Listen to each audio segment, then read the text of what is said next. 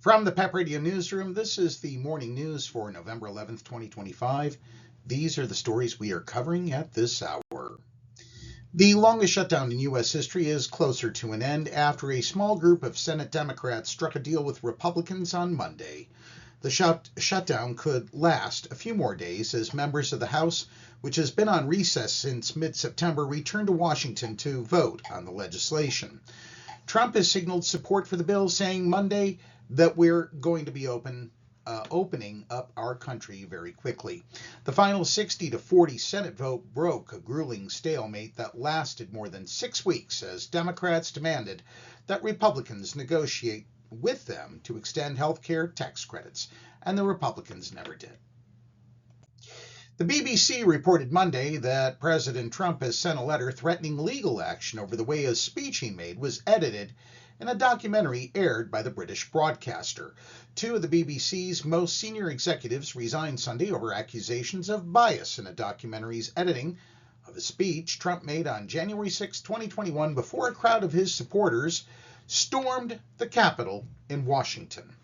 The program spliced together 3 quotes from 2 sections of the speech, delivered almost an hour apart into what appeared to be one quote in which Trump urged supporters to march with him and fight like hell. Cut out was a section where Trump said he wanted supporters to demonstrate peacefully. I can understand how that mistake could happen. The BBC said in a statement on Monday that we will review the letter and respond directly in due course. Turning to other news, asked about criticism by Georgia Representative Marjorie Taylor Greene that he's too focused on foreign policy and should focus more on affordability issues in the United States, the president turned on his Republican ally. Well, I don't know what happened to Marjorie. Nice woman, Trump told reporters. She's lost her way, I think. Trump defended his focus on foreign affairs and the importance of national security, saying that Greene was catering to the other side, and he was surprised by her. Oh my, clutch your pearls. Greene made her national reputation in part by defending Trump's leadership, but as inflation has stayed high, she has encouraged the president to focus more on prices for everyday Americans.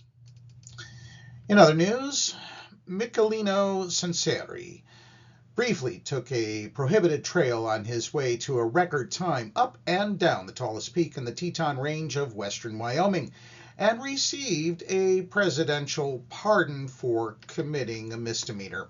Unlike recent pardons of Trump's allies, this one appears apolitical. Sanseri, age 33, ran up and down Grand Teton, the 13,775-foot centerpiece of the iconic Teton Range, in 2 hours, 50 minutes, 50 seconds in 2024. And it was an epic feat, covering 13.3 miles, gaining 7,000 feet in elevation, then back down again. On the way down, Sanseri left a switchback to avoid casual hikers. Going off trail in a national park is considered a no-no because it can cause erosion, especially when a shortcut over time becomes a popular way to go. Well, Sanseri, who was open about taking the 2-minute detour, got a misdemeanor conviction from a judge in September, and President Trump issued him a pardon. Turning to other news from Pennsylvania. Pennsylvania American Water is starting to replace water mains in Butler Township and the city of Butler this month, hoping to improve water reliability and flow for residential use and firefighting. The projects represent a $2.1 million investment to replace nearly 1.3 miles of aging water mains, impacting approximately 115 customer connections. Pennsylvania American Water says these efforts are part of a broader initiative to enhance infrastructure and coordinate with wastewater projects to minimize disruptions. We are continuously evaluating our system to prioritize infrastructure improvements that enable us to continue delivering the high-quality, reliable water service our customers deserve, said Eric Beringer, project manager for Pennsylvania American Water.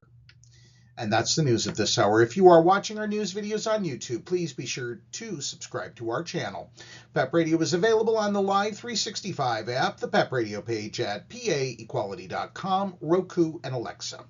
If you live in the Meadville area, please be sure to stop by the Walmart on Conneaut Lake Road and stop by the Meadville Special Olympics table. All donations collected benefit the Meadville Area Special Olympics. Up next, we have the Meadville Area weather forecast here on PEP Radio.